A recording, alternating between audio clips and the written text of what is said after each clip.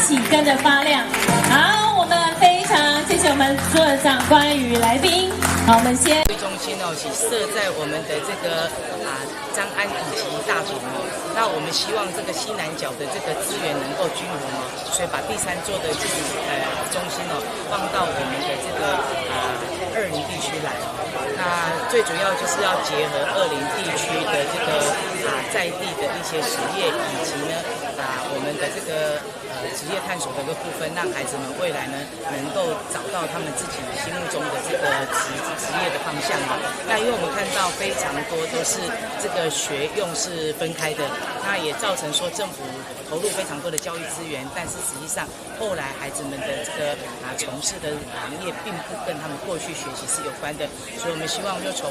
把技职教育向下扎根，让孩子们能够及早来这个适性，来让他能够这个找到他的方向，那进而我们呢能够在专业上面多给他辅助，让他未来在求职的道路上能够更加的顺遂。那不然我们在社会上看到非常多，即使博士学位拿到了，那可能他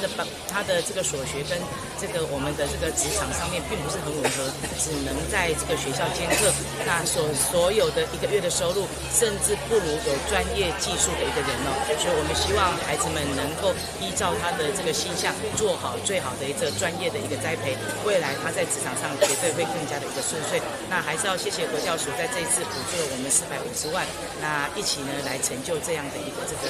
职探中心，也要谢谢我们王校长还有地方人士大家的一个支持。我相信这个针对我们电机、电子以及呢这个建筑方面的相关的课程，也一定能够让我们地方